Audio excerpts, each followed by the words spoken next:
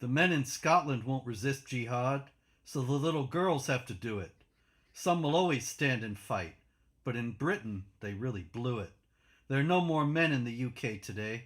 Will there be tomorrow? Who can say? That's it, ladies and gentlemen. It's This Week in Jihad.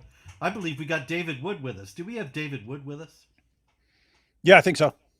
Okay. So, David, of course, the big story is the Scottish girl, 14 years old.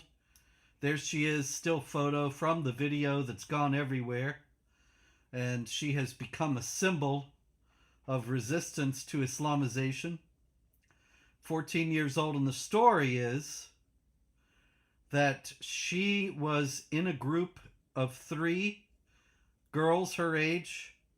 One of them was approached and molested by a Muslim migrant, whereupon this girl, knowing that there was no chance that the police would be out to protect them, went and got a knife and an axe to show the guy that this was something that he should not pursue. Now, there are some who have disputed the story.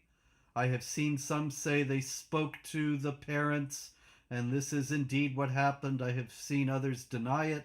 So I don't know, but I think that it's very interesting whether or not this is actually what happened, how powerfully this story has resonated with people all over the world.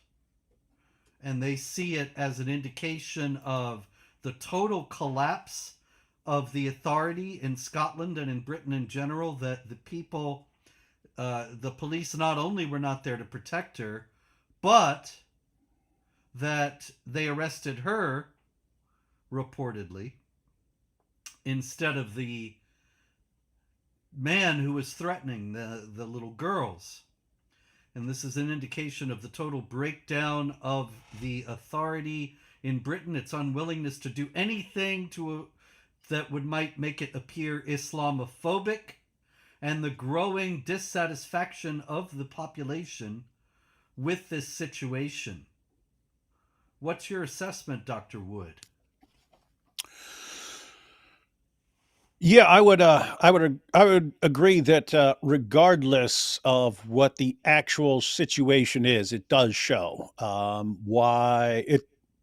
why people are concerned and how very concerned they are, and how fed up people are with the current situation, where apparently people aren't even allowed to be defending themselves. So as far as the actual video clip I saw, that would be consistent with someone doing something to these girls right beforehand, or girls walking by a guy and start mouthing off and flashing a knife or something like this. As far as, like, you know, you don't see I didn't see what happened before all of this. And so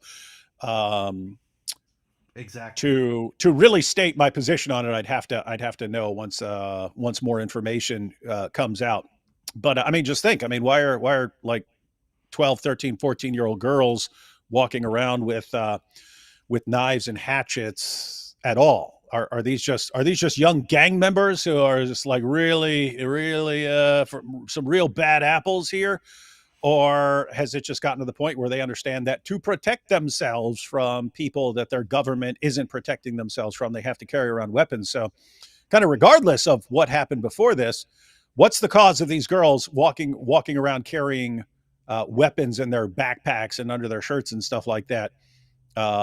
Again, if it, I could have my mind blown and they could just say, nope, this is from a dangerous gang of girls who are going around and bullying migrants for no reason and so on.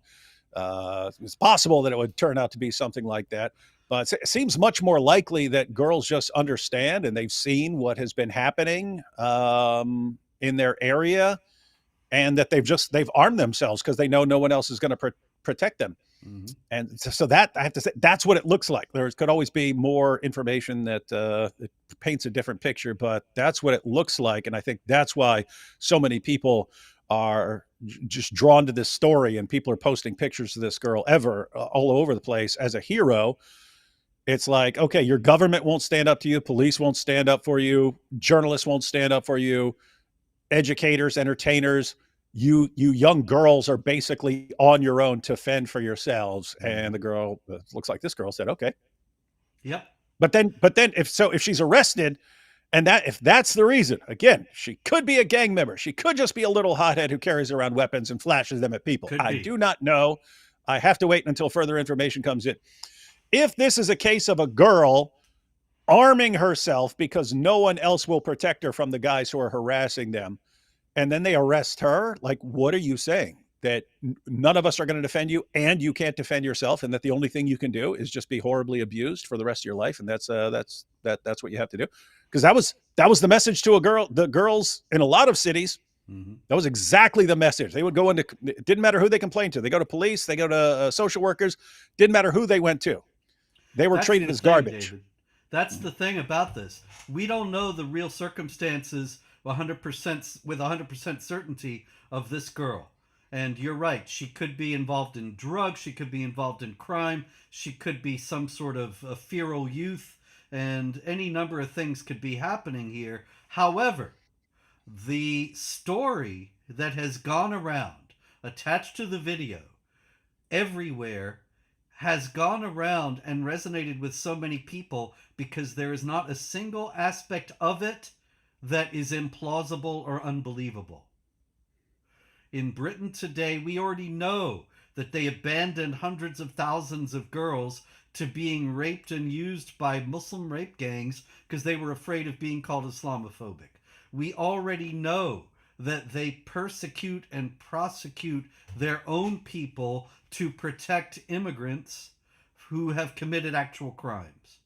And so the story could well be true. And if it is not true, the story that's gone around with this video, there are all kinds of instances of the same kind of thing happening. And so maybe this one in particular may not be one, but it's so believable, it's so plausible that this is the state of Scotland and Britain in general today, that this has become something that resonates all around the world with people. Someone just said, Robert, turn up your volume. I don't know if that's I it's already at the highest level. And you got your mic in front of you? I got it right here. Oh, okay. Well, then we're good. Well, we're as good as we can be. I moved a little closer here. I only saw. Oh, never mind. Someone else said sounds fine. So okay, yeah. Someone else said it's very low for me. I don't know what to do about that. According to the level here, it's about the same. No, I think it's picking up through a different mic because there it just switched and sounded like it was going through a different mic. Well, yeah, because I hit the plus. I thought that was going to increase it, and it just opened up a second one. But I closed that now, so that should be fixed now. No. No. What did you just do? Do it again. I did hit the plus in this stick with that one. Okay, you mean like keep it like this? It's not two? Because it's got two levels now. Well, click off the other one. See what happens. It doesn't allow that. Oh, okay. I don't know. Yeah, go back to the other one then. Go back to the other one? But hang on. They're saying you're not too low. Mine is just louder, so you can actually turn me down a little bit. Okay, that I can do. How's this? Yeah. Okay, so is that better? I actually like the other one better. Okay, how about this? Is that any better? Yeah, that sounds more like you're speaking through a mic. How strange. Okay. It is strange. Well, all right, whatever. Anyway, I got a good one here for you. You'll love this. Have you seen this guy? This is Asim Iftikhar, Pakistan's ambassador to the United Nations.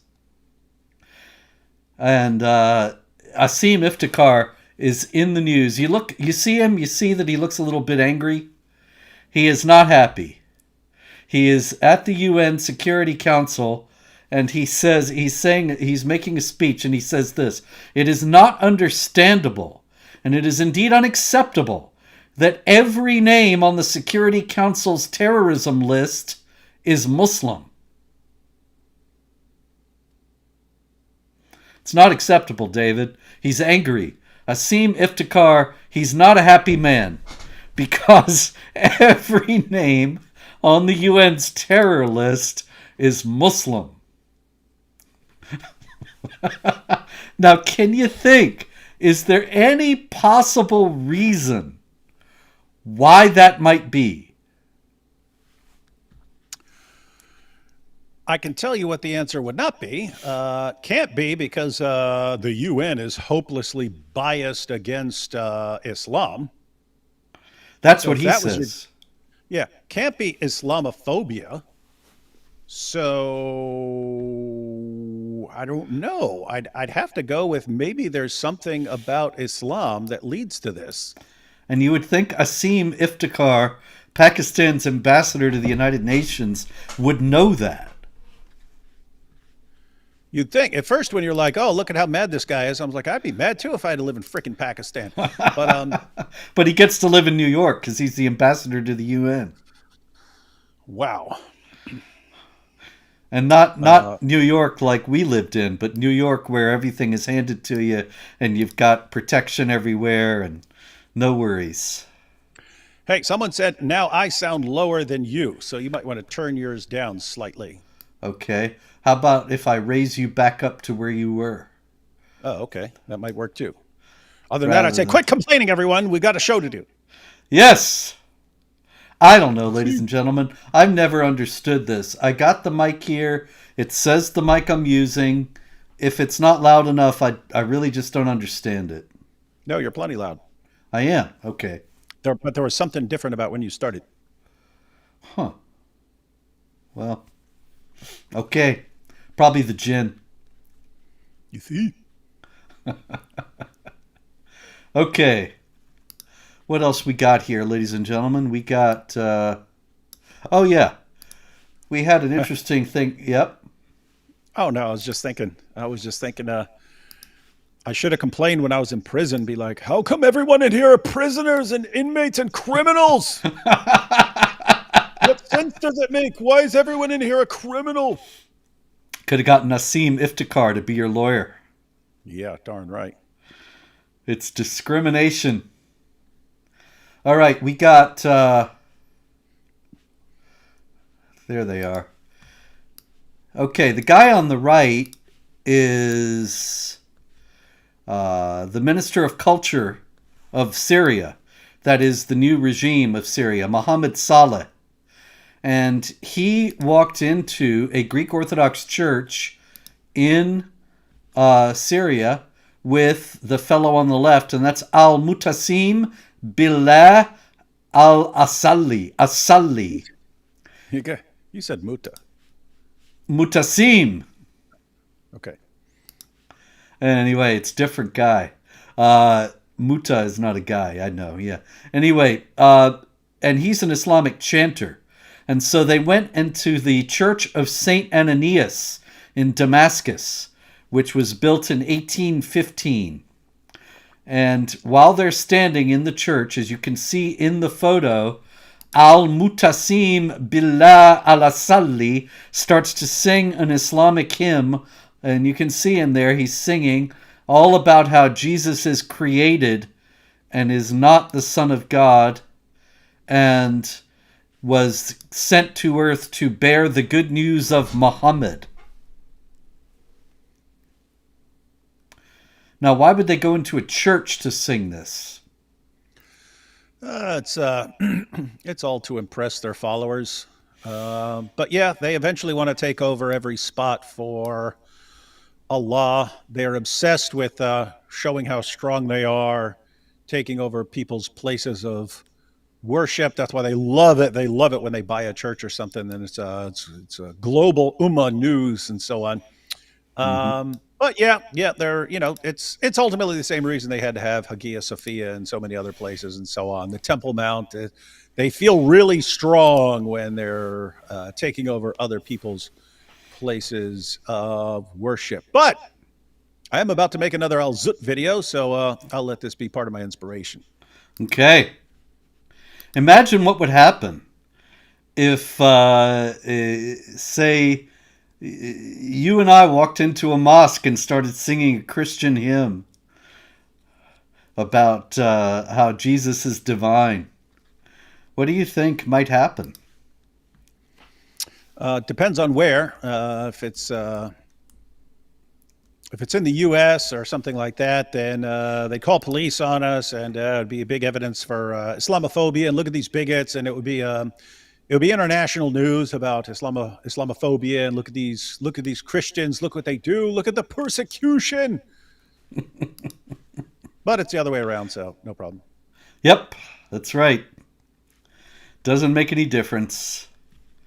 Okay, out of Syria also we had a story, a very fastidious story from the Syrian Observatory of Human Rights. They listed, it was sort of a summary piece. In Damascus, 45 people killed, including 25 whose death was based on sectarian affiliation. In Rif Dimashq, 88 fatalities, including 17 whose death was based on sectarian affiliation. In Homs, 194 deaths based on sectarian affiliation. In Hama, 120 deaths based on sectarian affiliation. Now, what do you think might be the common thread in all those deaths based on sectarian affiliation? Or at least most of them. Islamophobia, right wing extremism, That's it. climate change. Climate change. It's ruining everything. Anyway, I would expect that most of those were jihad attacks, especially now with the Syrian jihadis in place in Syria, in the government. Anyway, we got here, David, another story out of Berlin. We're going to Germany now. And the story goes like this. This is the first paragraph. German federal prosecutors have charged a Russian teenager with plotting an attack on the Israeli embassy in Berlin and attempting to join the Islamic State terrorist group. The Russian teenager, identified only as Ahmad E., in line with German privacy laws. So, Russian teenager, Ahmad E., who attempted to join ISIS. Case underscores concerns about Islamist radicalization among young people in Germany. That's what the story says. Well, Russian sadly, teen. no one bothered to warn them for all these years, Robert. Yes. And they don't even recognize what they're dealing with. I mean, the guy might have been born in Russia, but he would probably himself not even identify himself as Russian. But they're happy to do so. It's just weird how, I mean, we've only pointed this out thousands of times, but people keep misunderstanding Islam in exactly the same way wherever it goes. It is Weird? amazing. You get Muslims in France, and when the opportunity arises, they run and join ISIS or some other terrorist group. It's like, where'd you get that idea? Oh, maybe it's just some local weird thing, and there was some weird preacher filling people's heads with these dangerous ideas. But then you go to Germany, and Muslims in Germany get the exact same ideas about what they're supposed to do. And you go to the UK, and there are Muslims in the UK who get the exact same ideas about what they're supposed to do. You go across the ocean to the United States, and there are Muslims in the United States who get the exact same idea about what they're supposed to do, and Canada and everywhere. And they all get the exact same, they all misunderstand the religion in exactly the same way. It's And remarkable. yeah, it's weird. So it's like, and we pointed this out a million times, but you take someone like Anders Breivik. Oh, look at this guy. Okay, where did someone else get those same ideas? Like just randomly just come up with those same ideas? Nowhere. That's an Anders Breivik thing. That's kind of a sign that you're dealing with a lunatic here. He's the only one who comes up with this sick plan. Westboro Baptist Church was thrown in our faces for a long time. These Yes. guys going around protesting soldiers' funerals and so on. You think, well, if it was emerging from the religion somehow, you would expect it to pop up all over the place. Like you should have Christians protesting soldiers' funerals in the UK and in China, and it should just be popping up all over the place. It doesn't. It pops up in one place with one particular group. With Islam, people from around the world misunderstand it in exactly the same way, which leads us to believe that either it's something that just emerges from the religion itself, and that's why it pops up wherever the religion goes, or it's a Mossad conspiracy. Got to be Mossad. Speaking of Mossad, this is Gadi Francis, who is a Lebanese journalist. And you can tell by her lack of hijab that she is not an observant Muslim. But she does hate Jews, which probably helps her in her work in Lebanon. And she claimed that the Lebanese people, because of the Geneva Convention, claims that Lebanon is occupied, which it's not, and claims that because Lebanon is occupied, Lebanese people have a right to kill any Jews anywhere in the world. And so she says, here you see they have also the right to kill an Israeli if you see him in Paris, because she's claiming that they have a right to kill Jews anywhere. Now, I said a minute ago, it's very clear Gadi Francis is not an observant Muslim. She is clearly not wearing a hijab. But is it possible that some of her views about killing Jews might come from some Islamic teachings? Surely not. Well, we could always investigate that, but it's Islamophobic to ask those kinds of questions to begin with. So, Indeed. The confusing part for me is, Robert, I mean, we've had tens of thousands of Islamic terrorist attacks carried out in the name of Allah since the 9/11 attacks. Tens of thousands of Islamic terrorist attacks. After every single one, we are constantly reminded, don't associate this terrorist attack with the religion or with any other Muslim on the planet. You can only associate the person who's actually actively doing something. And even then, you're probably an Islamophobe for having a problem with it. But assuming someone has launched a terrorist attack for the tens of thousandth time, you can't associate that with the religion or with any other followers of the religion. And yet, as soon as we get to Jews, what do we see from Muslims around the world? Anything any Jew does in all of history, you can associate that with every other Jew on the planet. Yeah. What, you can't? Yeah, just, it's weird to us because we always spot the hypocrisy. And it's like, okay, if you want to say you can associate anything any Jew does with all Jews, okay, fine. We'll stick with that rule and we'll associate everything any Muslim does with all Muslims. No! And they go, no! And then you say, okay, well, you can go in the other direction. You can only associate things with the people who are actually doing them. And they go, yes, for us, but no for the Jews. And we think, oh, but that's hypocritical. Mm-hmm. Yeah, hypocrisy is built into Islam. It's just Yes. It's the most hypocritical system that's ever existed. No doubt about that.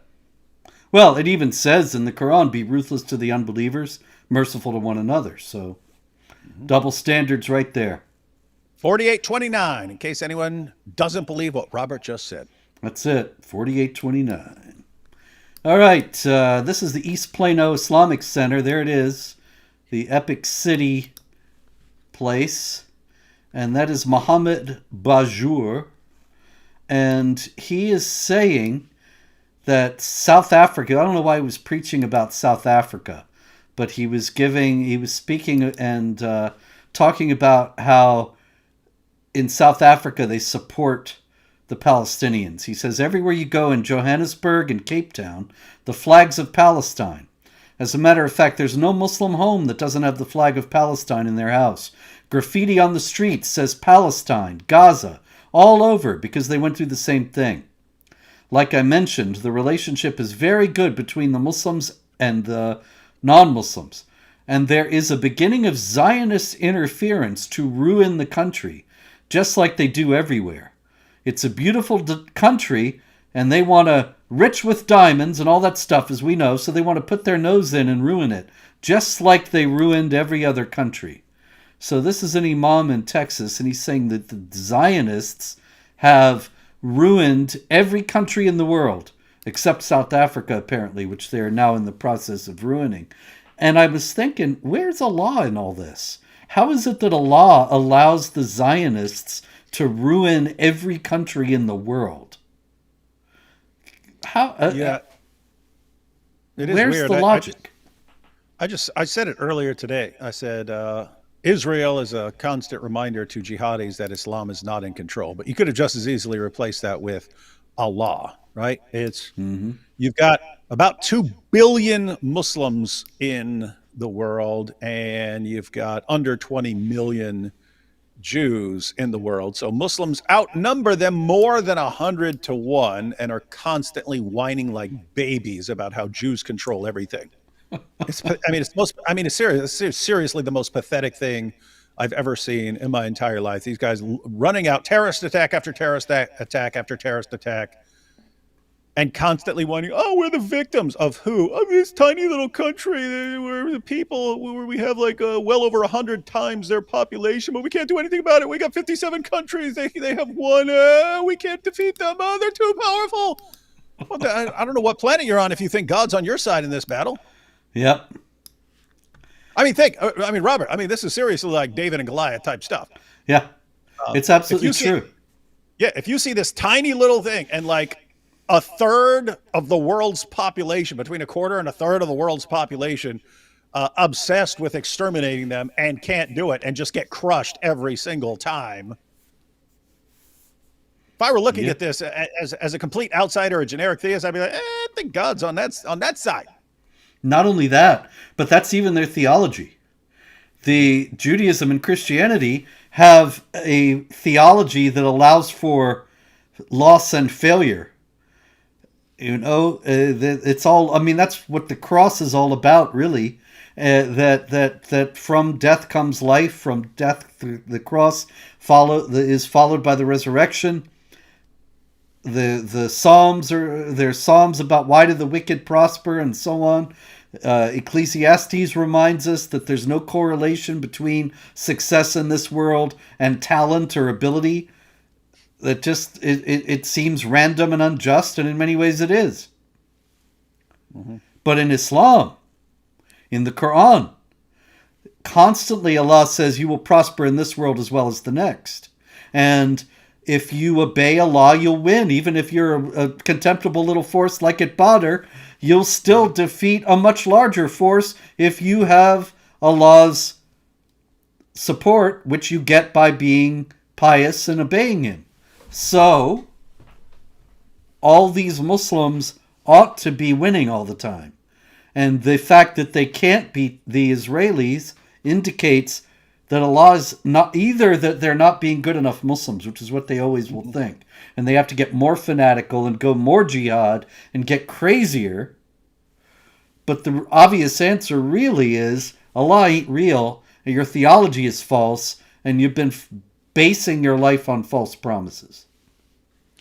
And that's a position that's going to emerge more and more, even among Muslims. Years ago, when Muhammad Hijab did his poll on what causes doubts among Muslims, the number one thing that caused doubts among Muslims was moral problems with Muhammad. Mm-hmm. But also high up on the list was the weakness of the ummah. It bothers them. Why are we so weak? We're supposed to be strong. We're supposed to be taking over the world. And yet, look at how weak and pathetic the ummah is. Everyone's more powerful than us. Everyone can smack us around, and there's nothing we can do about it. It shouldn't be this way. The world is not supposed to be like this. So yes, the only alternative explanation they have is just like at the Battle of Uhud. You got Badr. Oh, look, we defeated a larger force. You see, this proves that Allah is on our side. Okay, Battle of Uhud, you got the crap kicked out of you.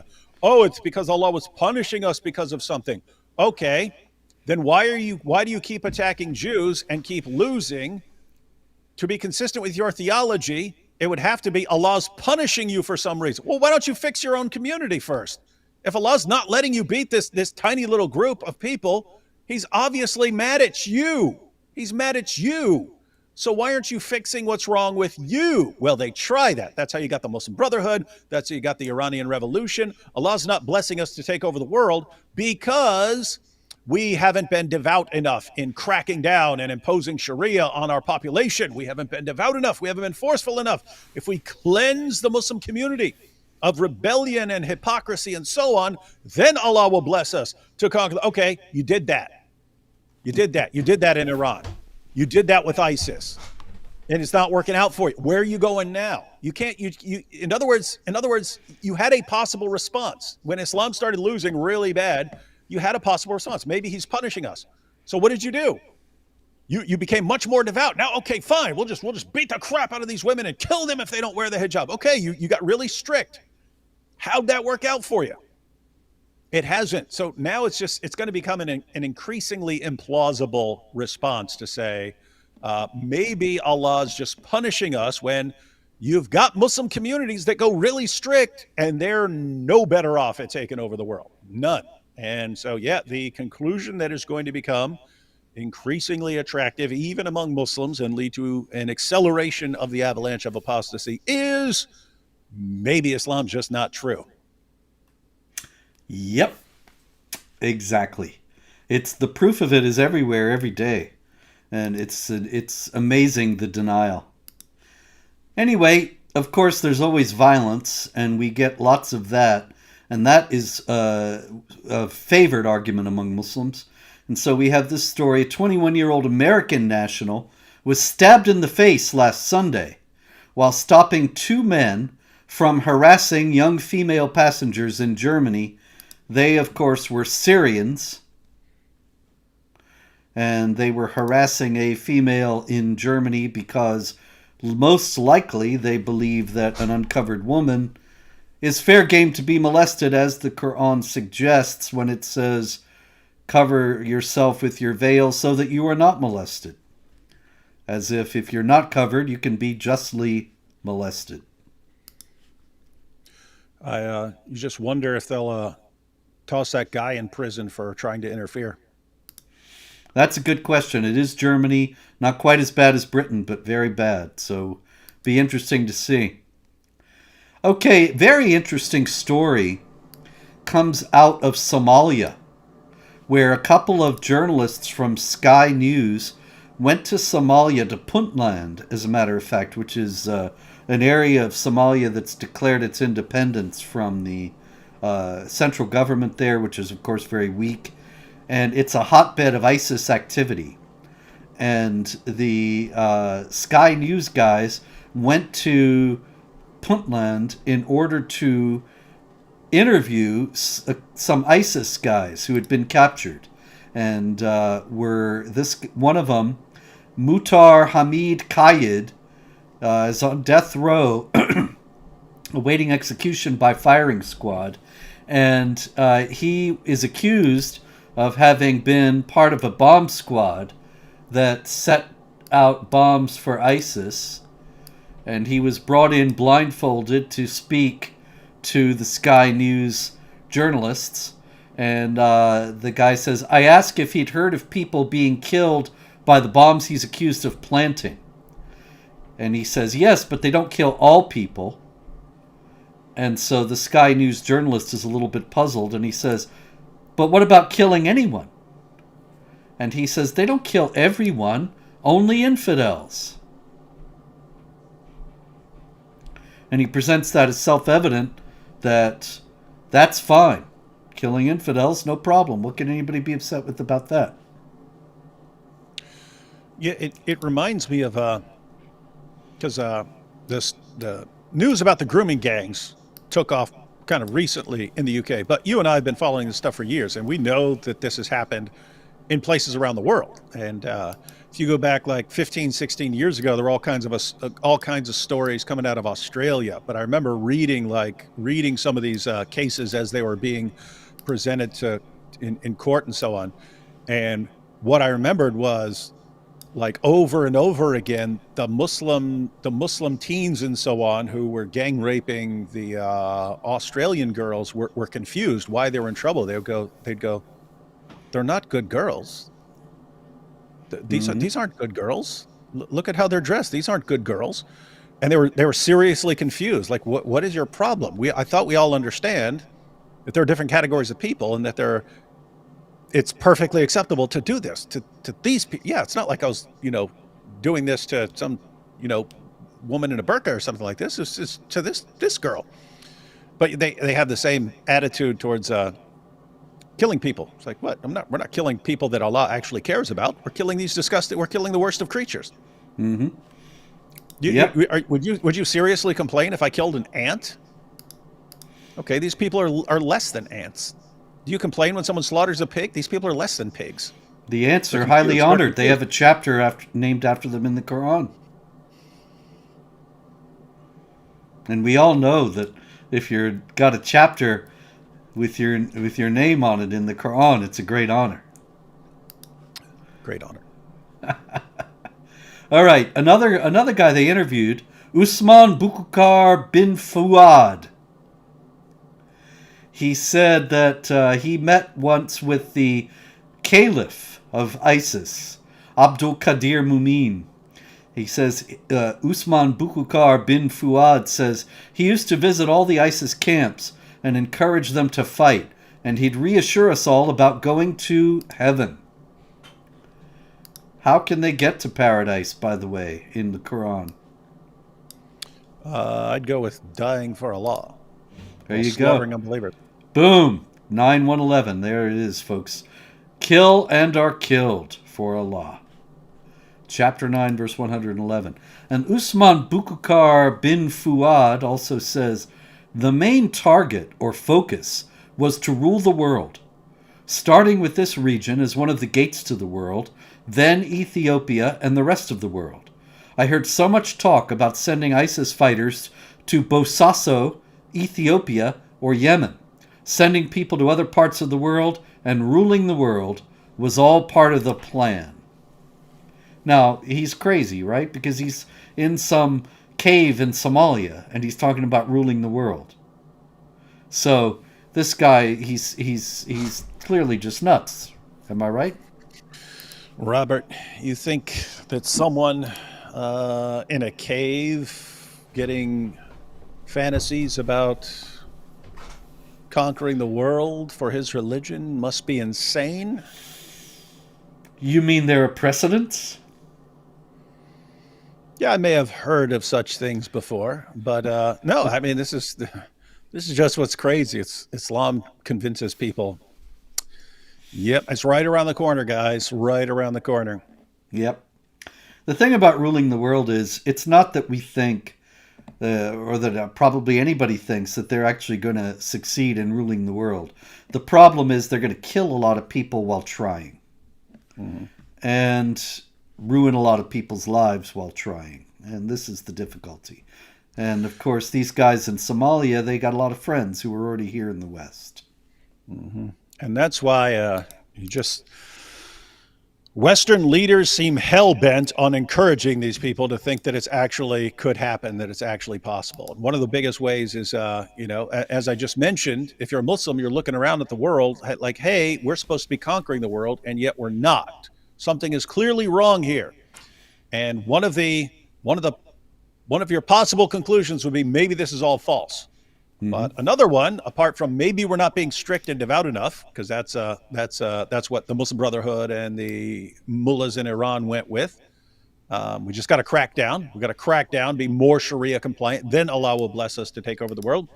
But the other option in the back of Muslims' minds is maybe Allah is going to do it in a completely different way.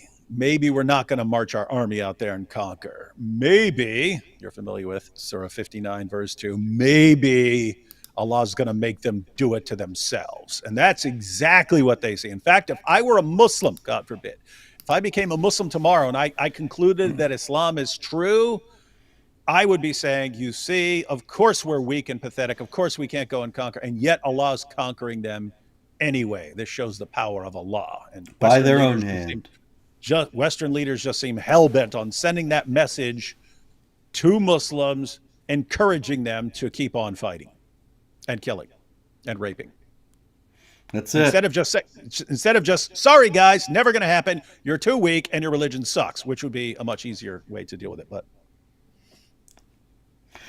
All right, a lot of violent jihad this week, unfortunately.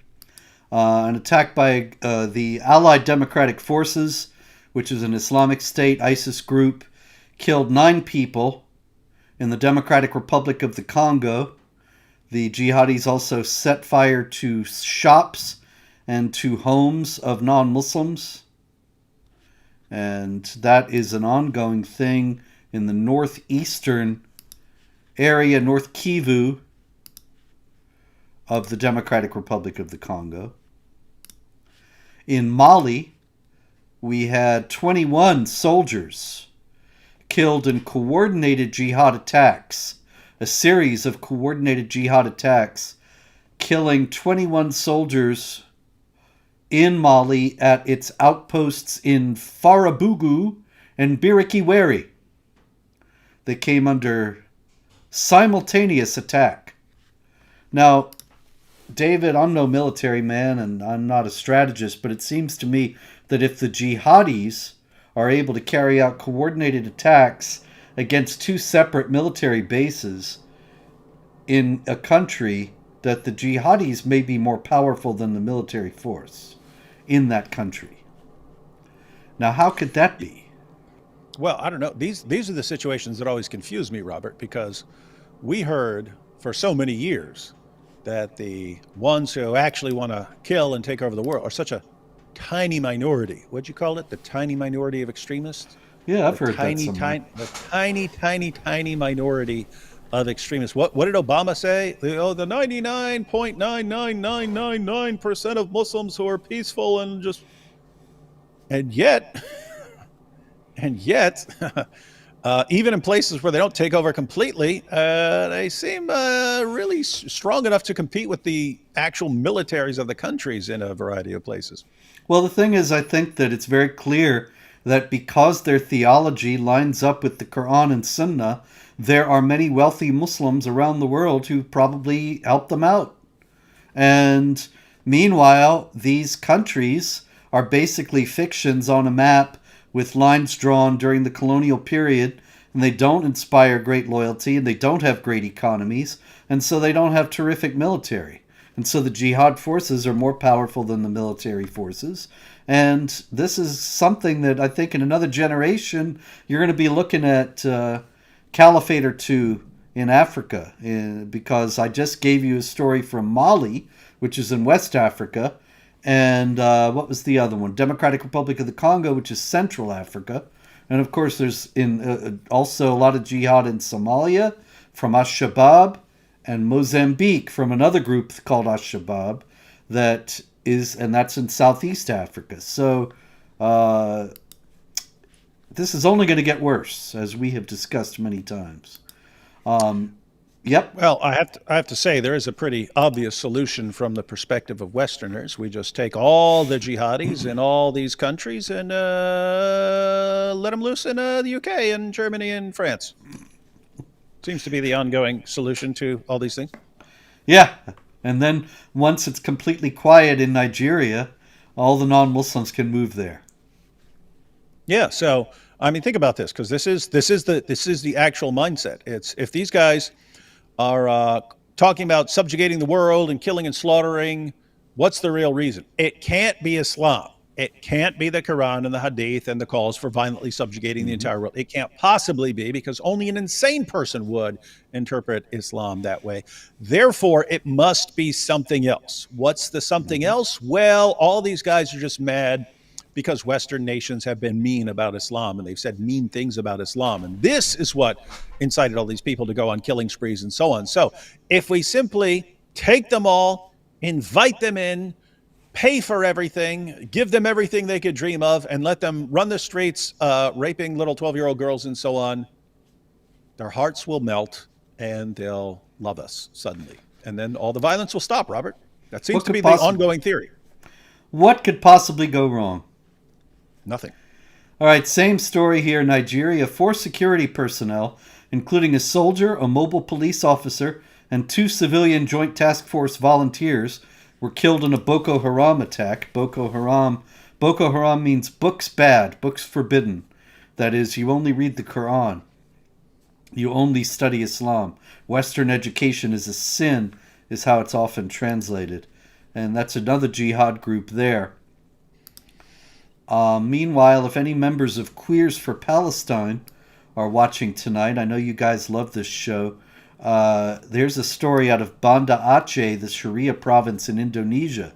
Two men were publicly flogged 76 times each in Indonesia's conservative province of Aceh after a court found them guilty of engaging in consensual same-sex relations under strict Islamic law. Now that's what AFP, the Agence France Presse, called it. Strict Islamic law. But is there any version of Islamic law, David, that does not mandate this kind of punishment for homosexual activity? Yeah, the imaginary one in the minds of Western leaders and journalists. Ah, yes, that one. That's It the does most exist. popular version. It does exist in people's minds. Yes. Yeah. And, Like- and I guess you could say the LGBTQ community is trying the same thing that Western governments and so on in general are trying. It's like, okay, so yeah, they want to kill us, they want to wipe us out, but it can't be because of Islam, because Islam is the best thing in the world. Therefore, these guys must have just not gotten enough love when they were young. And so if we just support them and praise them in their desire to slaughter all the Jews on the planet, then their hearts will melt, Robert. It's always the same plan. Their hearts will, if it's something other than Islam, then you can just be super nice to them, give them everything they want, and their hearts will melt, and then they'll love you. It's such a beautiful plan. It is. And it's going to work so wonderfully. Everyone, all our leaders, they're all tactical geniuses, Robert. All right, David, I got another good one here for you. This is Shakib Ahmad Nazari, and he is an Afghan journalist who is now in prison because he was sharing reports and footage of protests that women were protesting, demanding rights, basic rights for women in Afghanistan. And he is now in jail for reporting this. Because after all, the image of Islam is paramount, is it not? The worst thing you can do. That's right. And the Western journalists, they all fall in line, as you have noted here today. They have no trouble with it. They just toe the line. But sometimes journalists in Muslim countries, they act like this Shakib Ahmad Nazari and report on what's really going on. And then there's that's trouble. weird. I'm guessing they got that idea watching the UK deal with Tommy Robinson. They're like, hey, look what they do over there when some guy starts reporting on what's going on. Just lock him up. Hey, Yeah. we can make that work here. Yep, that's right. Okay, story out of India. Seventh-day Adventist school in Ahmedabad. A Hindu student in the 10th grade was stabbed to death by an 8th grader who was a Muslim. And after this, the police have been accused of failing to protect the Hindu students who have been continuously threatened by the Muslim students. Impossible, Robert. Police not protecting someone from Muslims? We've never seen that anywhere. That flies in the face of everything I've ever heard my entire life. Yeah, you're right. It couldn't possibly be. Yeah, because, I mean, Robert, think about how insane this is. You mean to tell me that Muslims go into an area and whether they're the majority or they're just a significant minority, local police and so on become scared of them and scared to cross them and therefore just start doing whatever they want? Come on, Robert. It's like you live in fantasy land here. We're in the real world, Robert, where these things do not happen. Except in Britain and India. And who knows where else? France, Germany. Anyway. All right, I got an interesting story here out of Iran in light of all the Muhammad hijab drama that's been going on. Here is a story about temporary wives. Oh yeah. Hey, And hijab. Hey, everyone, go. Everyone, call hijab. He's going to want to tune in for this. He's got good breaking news for him. I'm just going to read this because this is kind of wild. Layla thought she had found a simple solution to her post divorce loneliness when a married man proposed a sigeh, it's Iran's religiously approved temporary marriage. 3 years after divorcing her unemployed husband, the mother of two daughters entered into what she believed would be a brief, inconsequential relationship. So, this is kind of an interesting twist on the temporary marriage, which is ordinarily understood as essentially prostitution. This is a woman deciding to have a fling. And so now, however, she faces possible imprisonment and the collapse of her remarriage because of a legal document. She says, I had no idea that the Sige contract in that man's possession could have legal consequences for me. I asked him to return the contract and settle everything peacefully, but he refused. And so it seems that somehow, even though the contract was for a temporary period, it was never formally dissolved, and so she cannot. She wanted to go back to her husband she divorced, and she can't.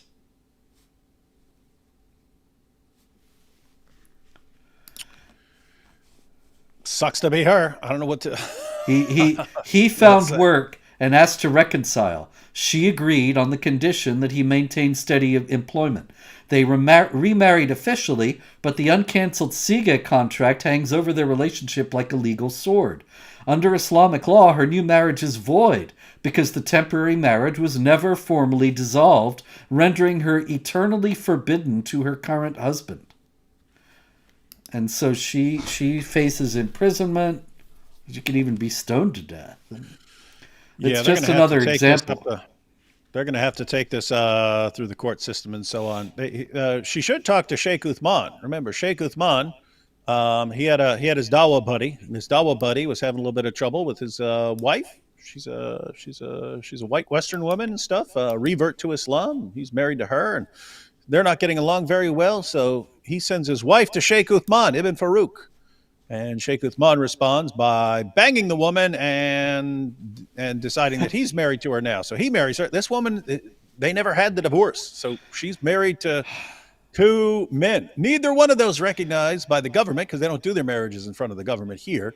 But this woman is married to two different dudes. And so I'm just wondering how this might work to help out this woman. But either way, I think it's obvious that Muhammad Hijab is going to convert to Shia Islam to so he can use the full extents of Mutta, and he's Sunni Islam, so he's focusing on the Misyar, but he's already been exposed for that, so he's gonna need some new hunting grounds. Yeah. Did you see the picture of him on the beach with the bottle of booze? Oh yeah, it's probably right. I've seen him in video where he seems like stoned out of his mind. So Well, yeah, bottle of brandy was no surprise. all that golden showers business, you had to wonder if maybe he was drunk out of his gourd. Well, there just sounds like he's a sicko pervert. Well, yeah, but Probably that he into all would that be stuff. so open about it, you know. All right, in Malaysia, the Malaysian state of Terengganu has threatened to jail men who skip Friday prayers without a valid reason. You can get 2 years in jail now in Terengganu for skipping Friday prayers, unless you can come up with a doctor's note or whatever. All right. So the manager at My Burger Lab, there's My Burger Lab, and burger joint, the COO Andrew Chong, who doesn't sound like a Muslim to me. He's named Andrew, Christian saint's name. What if his name is Andrew Abdullah Chong? It could be. But anyway, he actually criticized this law that says you should go to jail for 2 years if you cannot prove that you had a valid reason to miss Friday prayers. All right? And So the company, My Burger Lab, apologized. They said that his post caused rightful anger, disappointment, and pain among its Muslim customers. Chong's post contradicts our values, and we take responsibility for this oversight. We condemn any discrimination or disrespect toward religion and stand in solidarity with our Muslim community.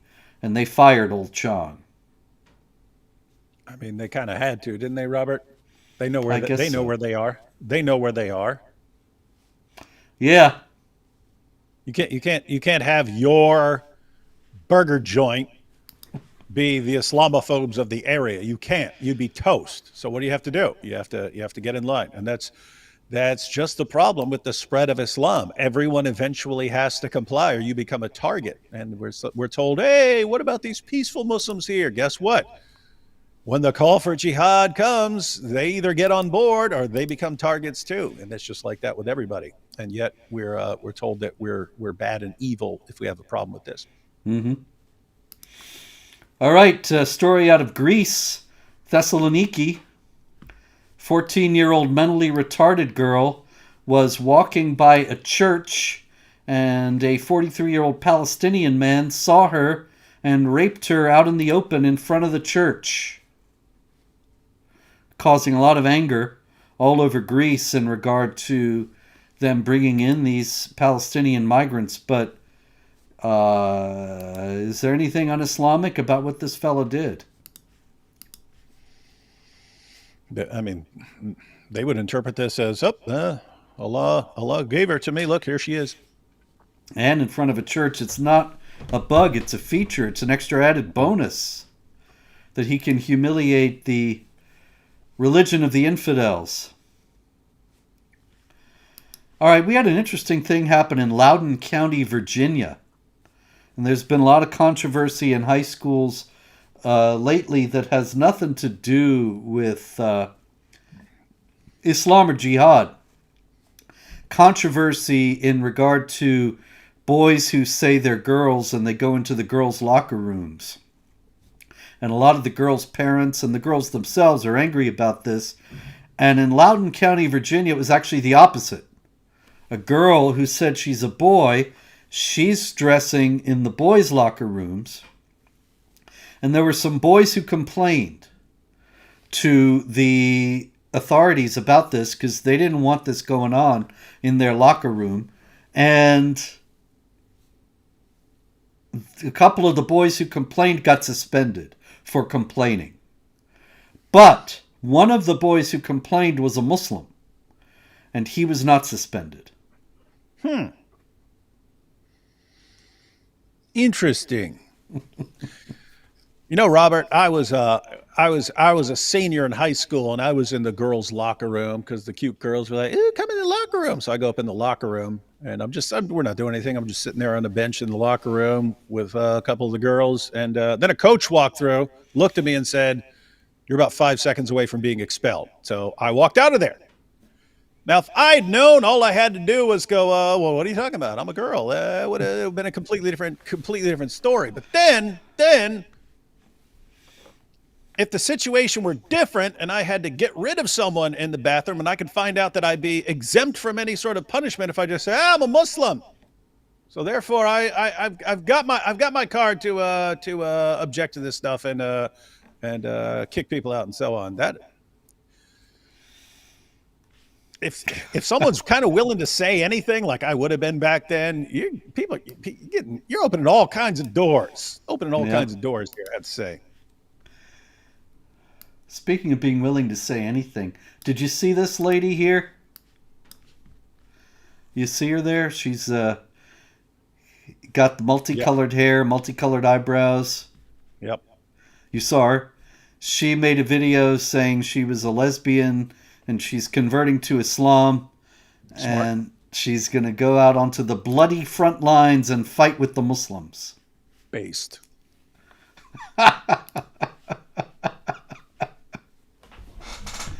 Oh, yeah. Very based. I don't know that she's going to have to get a round-trip ticket, though. I I am seriously interested in seeing how this goes. I, oddly enough, don't think she'll end up going through with it. But if she does, they should make a reality show out of it. All right. Lesbian jihadi. Who would Robert? Who It's would not good. watch a show called Lesbian Jihadi? I probably wouldn't tell you the truth, That would but that would have 2 billion viewers. It would be the biggest show of all time. One of the shortest lived shows of all time. yes. It might last like 30 seconds into the first episode, but would get some good views. You know, there were some female suicide bombers in Nigeria some years ago, and gotta wonder, maybe they told them, "Look, you can get to paradise if you just we're going to execute you, but if you just go blow yourself up in a crowd of infidels, maybe Allah will be nice to you." All right. Anyway, that's it for Jihad. We got some super chats here. Muhammad was given the choice of a child, his mother figure, and the men of Azut in a game of marry, muta, kill. He simply said yes. Okay, thank you. And marry, muta, kill. That's good. That's interesting. Okay. Both revolutionary socialism and Islamic jihad are nihilism and sadism. Awful perpetrator of the Minneapolis church shooting made anti-Semitic statements. That is true, he did, and seemed to be demonically possessed in some ways. Picture of himself. He drew a picture of himself looking in the mirror, and there's a demon looking back. Very disturbing stuff. Quite a lot of it, actually. D. Wood laughing for 10 minutes at Muslims chasing goats. Has to be the news of the week. What is that all about, D. Wood? I don't remember. But it was Did I laugh funny. for 10 minutes? I don't know. I mean, I don't know. It lasted for 10 minutes, but yeah, they're playing a video of Muslims chasing this goat. Yeah, it's pretty funny. You can Okay. imagine why. Yes. You can imagine the voiceover, Robert. I can indeed.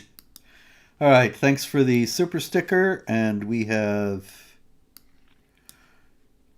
this. Bless you and bless you. Different strokes apology. And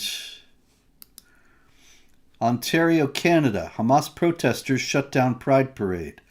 Notwithstanding the words of our Lord, Satan is divided against Satan, apparently. Why this? I don't know. What do you think, David? I mean, it's pretty straightforward.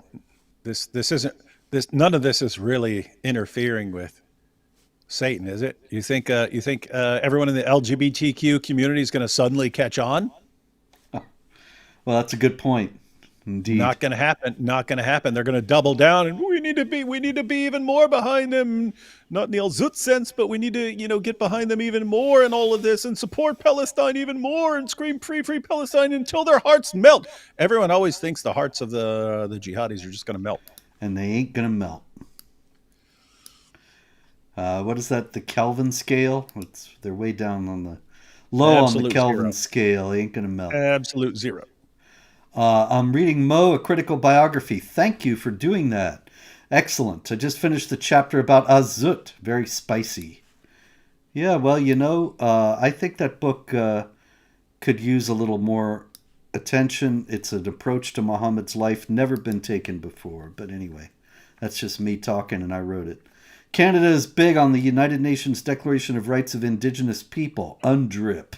You believe that any of the 57 Muslim countries will be? What will be what? Will be declaring the rights of indigenous people? They might declare them, but they ain't going to mean it. Yeah, anything will be for show. Yes. I mean, like a lot of them signed on to the Universal Declaration of Human Rights, which allows people to change their religion or have no religion from 1948. But then they, in 1990, adopted the Cairo Declaration of Human Rights, which guarantees that it's all under Sharia, and that allowed for some significant caveats. All right, I know you're busier than God, but next time please narrate the audiobook. I guess you're referring to me. I did narrate the history of jihad. I have not narrated any other audiobooks, nor have I been invited to do so. The audiobook people decide who narrates. And I've gotten some choices, which has been funny. They send me these tapes of these guys talking, and some of them sound drunk and some of them sound crazy. But I have not been asked to do another one since then. Land acknowledgements in colonial Muslim nations. Ha! That would be funny. We are on stolen Coptic land. Yeah, that's great. That's a great idea. You think that Al Azhar will say we acknowledge that we are on the unceded territory of you? I didn't even read that. I must have read it subconsciously. But anyway, this is a comical idea. They would never acknowledge that because, after all, remember that it's Islamic doctrine that everybody's a Muslim originally, and then your parents make you a non-Muslim, and so every land is also originally Muslim. And so the Copts are not the indigenous Egyptians. It's really the Muslims are, see.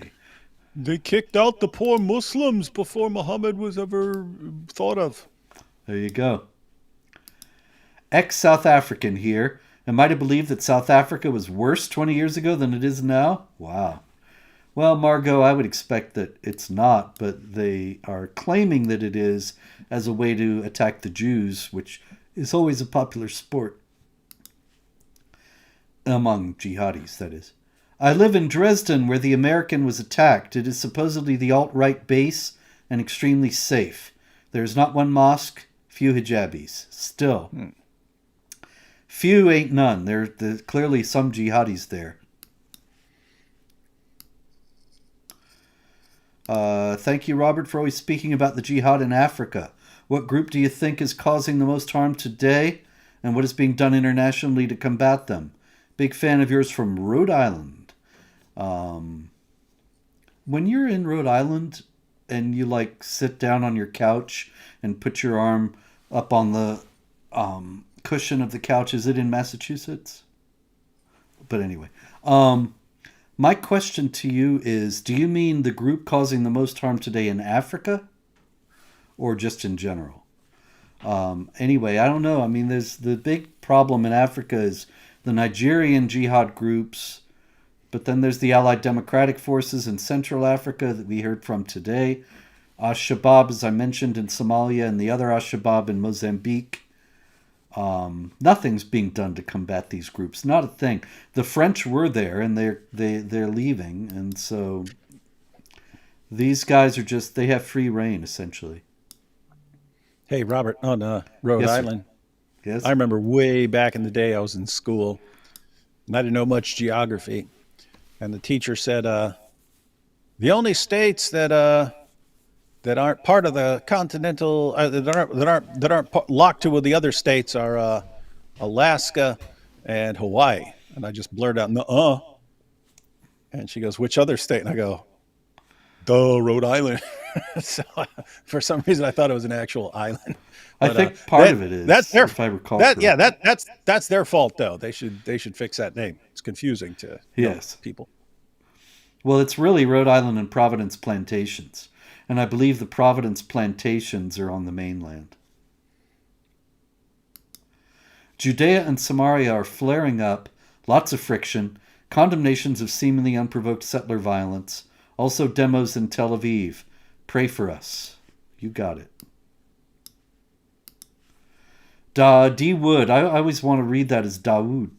And That's AP. fine. Dawood and AP did a live stream on the Shroud of Turin. Spence, what's your opinion on the Shroud? More importantly, what do Muslim scholars say about it? I haven't studied it for a few years.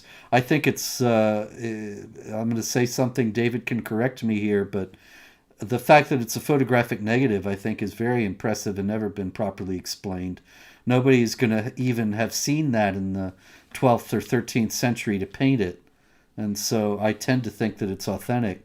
Muslim scholars, as far as I know, say nothing about it except to repeat the carbon dating from the Middle Ages, which is not necessarily the only thing to go on that. Ahmadis, interestingly, believe it's authentic. Is that right? Just the Ahmadis, yeah. Wow. Because If one of only their they weren't leaders at such some nasty point, people. one of their leaders at some point said it contains proof that he survived crucifixion, and Wow. And yeah, so anyway, Okay. that doesn't go well for them when they try to argue that, but they're kind of stuck with it now. Yeah, well, yeah, one of their guys said it. Okay, thanks for that. And yes, thank you. I love you all. Prophet Robert Spence. Yes, that's good. I'm gonna get cards printed. Just finished the Critical Quran, best bathroom reading. I finished it in 114 sittings. Except there's 116 surahs in it, man. Yeah, Um, and seriously, you must have had some serious digestive problems if you made it through Surah 2 in one sitting. that's true. Yes. You couldn't have walked because your legs would totally be asleep forever after that. Yep. Well, folks, on that happy note, that's the end of this week in Jihad for this week.